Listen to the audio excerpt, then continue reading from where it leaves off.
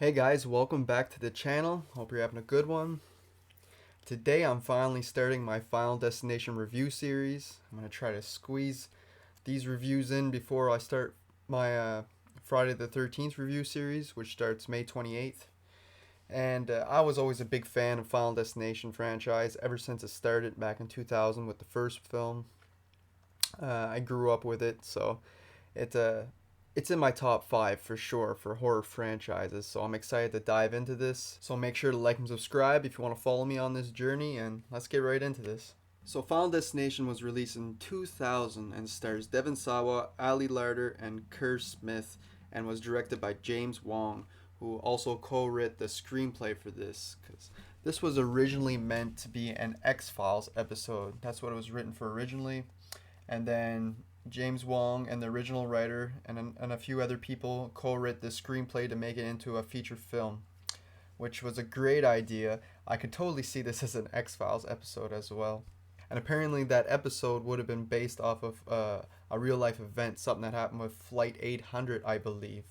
But anyway, getting into this movie, I remember watching this when it was released. I must have been 9 or 10 at the time. So yeah, I have a lot of nostalgia for this film. It was really unique, and it was almost in the style of a slasher, but the slasher being Death himself, like the Grim Reaper, and so you don't see him. It's just these freak accidents that keep happening to these people who cheated death. And to me, that was just such a unique concept, especially for when this was released in the year 2000. This is in the era of Scream. I know you did last summer, like all the way up to like Valentine. But I do believe that just the concept and execution of this film puts it up there, like right below Scream, as one of the better films of that era. So getting into the plot of this film, it's about Alex, who is played by Devon Sawa, who just came off of doing Idle Hands, and he was fresh into the horror genre at the time. Perfect choice for a lead. He's quite a paranoid type character. He's like skeptical about going on this flight he's about to take with his classmates to Paris. For some reason, he's like having bad feelings. Everything he sees is like giving him warning signs to not board this plane. And he is joined by some of his classmates, which are the side characters. One is played by Ali Larter. It's Clear. She is the more quiet character and more to herself. She's fairly mysterious at the first, just since she's so quiet in that. We got Carter and Terry, which is Carter is more like the jock, the football player type character. He's like a douchebag, kind of a bully. And his girlfriend's Terry. She's like more like the cheerleader type. We also get Todd, who is Alex's best friend. He has a brother that's also going on the flight with him. And we get Billy, who is played by Sean William Scott. This is like right after American Pie, but he's not playing the same Stifler type character, which he was always placed in the 2000s. He's more of the guy getting bullied, and this kind of like a helpless character in this. So all these characters get on board with the rest of their classmates, and while they're on the plane before it takes off, Alex has a vision, a premonition that the plane is gonna explode in the air and kill everybody. And he wakes up before this all happens. He snaps out of his little vision that he was having, and everything starts to happen the same way as in his vision. So he books off of that airplane, kind of freaking out half the passengers. All the group of characters that I've already mentioned get off the plane with them, along with the teacher, Miss Valerie Luton. She also gets off the plane, and they will not allow them back on. And later, as the plane goes to take off without them, it does explode just like in his vision. So essentially, after this point, all the characters have cheated death, and throughout the rest of the runtime, one by one are slowly getting picked off in these like freak type accidents. It essentially proves that you cannot cheat your own death. When you're marked your time to go, it's your time to go. It's fate. Now, since Alex was such in a panic to get off this plane, he's kind of a suspect for when it explodes, obviously. Like, it almost seemed like he knew it was going to happen. So he has these FBI agents following him around. Everybody's kind of looking at him, all sketchy. And they're all wondering why he had this premonition. And some people are even think that he's like, he can see the future, like Billy, and asking him, like, am I going to do this? Am I going to do this? The movie does a really, really good job at dealing with tragedy and how these characters deal with it in different ways. Some of them, like Carter, puts all his frustration and anger out on Alex, blaming him for everything.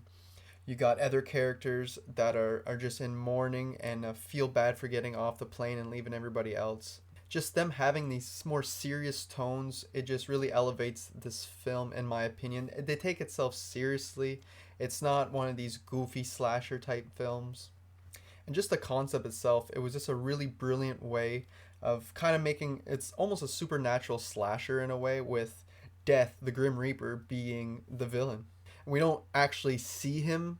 We do see like this haze of like black, almost like a mist go by in reflections and stuff at times, which you only kind of get in this film. You don't get in the other sequels. And also, a lot of the kills are set up in a way, like I said, to be accidents or to look like suicide, where no one's questioning, like, this seems out of place. Where I find, like, the sequels, they went a little too far with it to make it unconvincing. And Alex makes a great main character while he is trying to deal with the deaths of his classmate and that, and the deaths of his friends slowly getting picked off. He is smart. He is trying to figure out a way to beat the system. He knows he did it once with the plane, that he can stop him and all of his friends from dying in the second round. And he figures if they get skipped, that this might be all over, that they would have beat the system. But if you've seen this movie, you know that there's 5 sequels to this film for a reason, because there's no beating death. But the way this film is kind of set up, it it gives you hope. It's like, oh, they might figure out something, especially the first time watching this, and watching this with fresh eyes in year 2000. You're like, oh, they're figuring out different things, and the mystery's played out so well. Like, only halfway through the film, he figures out, oh, it's where they're sitting on the plane to when they're gonna die, and it's just all these little smart things like this that makes this film stand out a little more. Also, I think this film is beautifully shot and directed. Every single moment up to the plane crash, like the first 15 minutes, say, of the film, every moment means something. Every shot.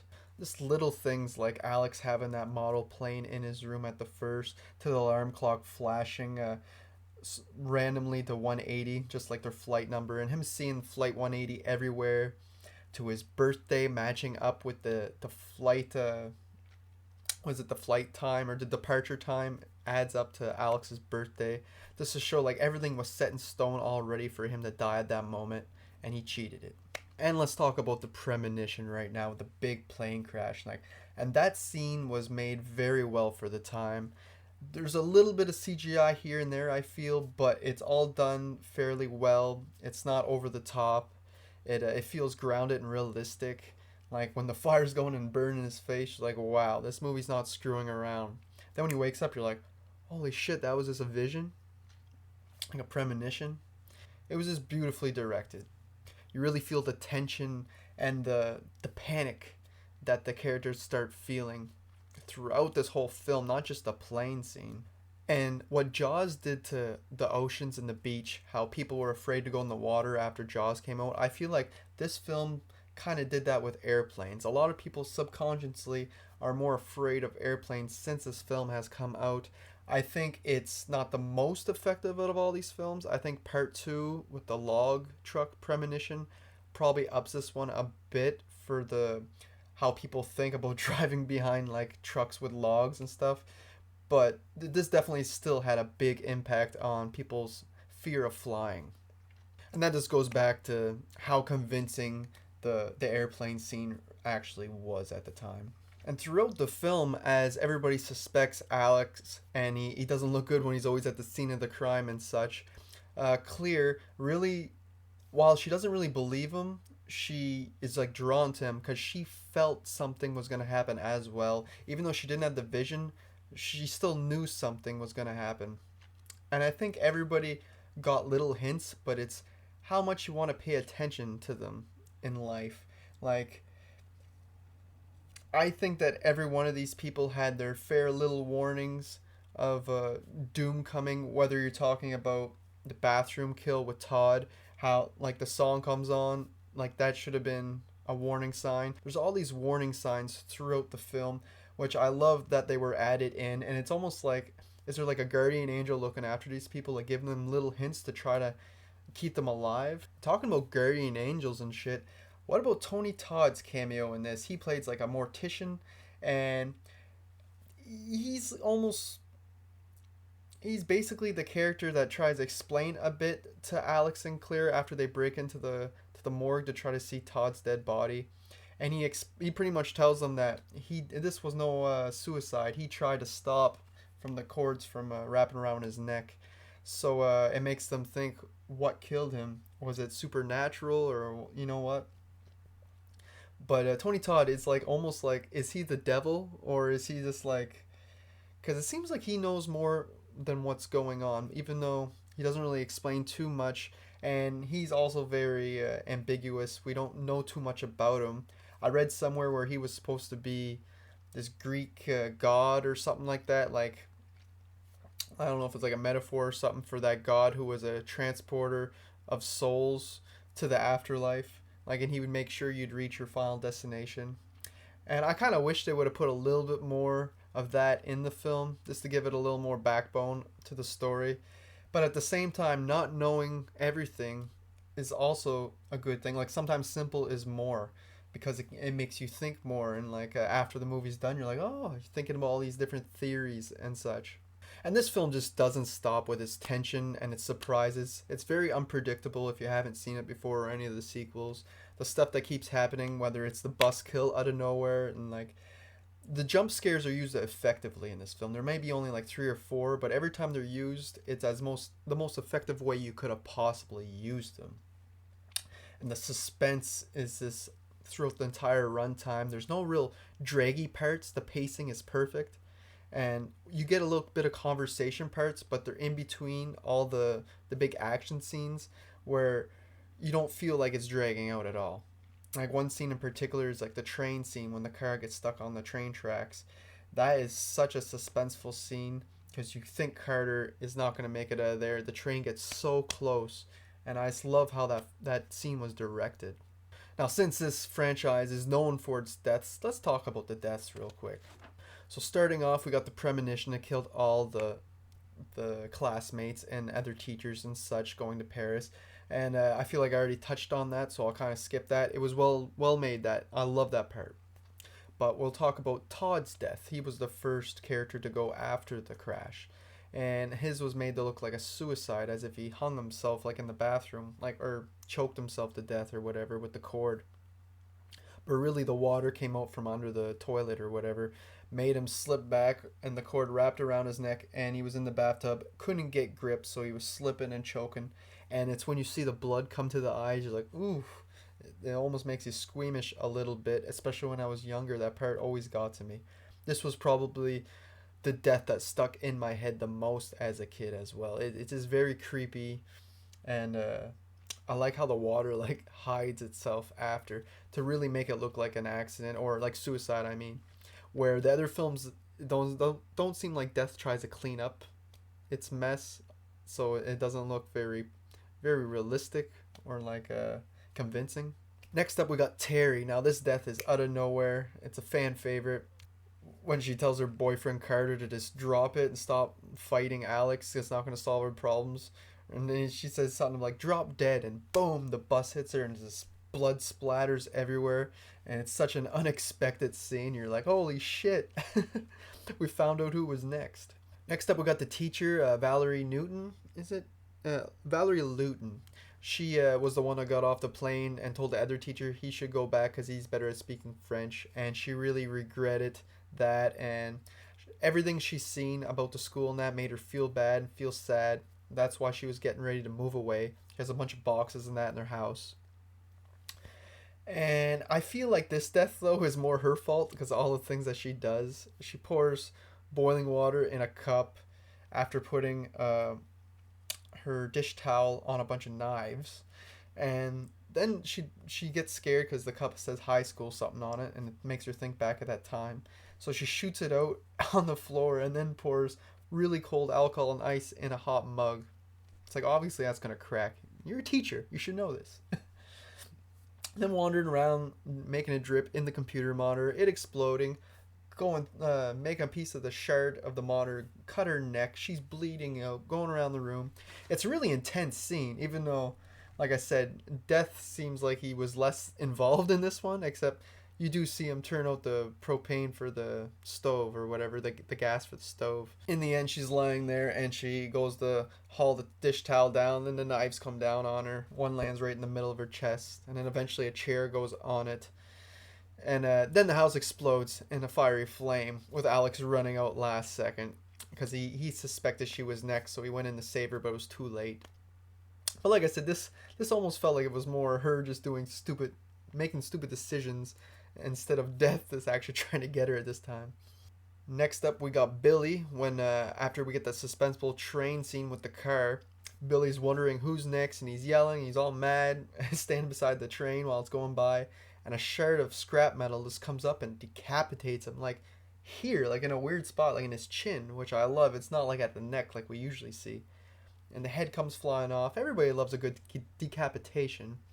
And it was just a cool way to kill off Sean William Scott, which I feel like a lot of people forget that he's in this film. So in the end, our survivors are Alex, Clear, and Carter, which is kind of funny because Carter's like the douchebag, the one guy you expect to die in the film. But it ends like on a cliffhanger with the sign falling, and it's going straight for Carter, so we figure he dies off in this too, if you're doing like a kill count or whatever. So while I feel like this movie is only known for the deaths, I feel like it's much more than that. It's a great directed movie. There's these little Easter eggs all throughout which are very clever. I feel like it was a great concept. It was unique, original. The kills were pretty good. It was in the vein of like a supernatural slasher. I feel like this one gets kind of overlooked with the whole franchise as a whole. It had great characters, even ones that are like set up to be douchebags like Carter. I still enjoyed him in this film. They're all likable to a certain extent. I really like Claire and Alex. They really stole the show. Ali Larder and Devon Sawa. I even enjoy like the FBI agents that follow him around. That Shrek guy and the other guy.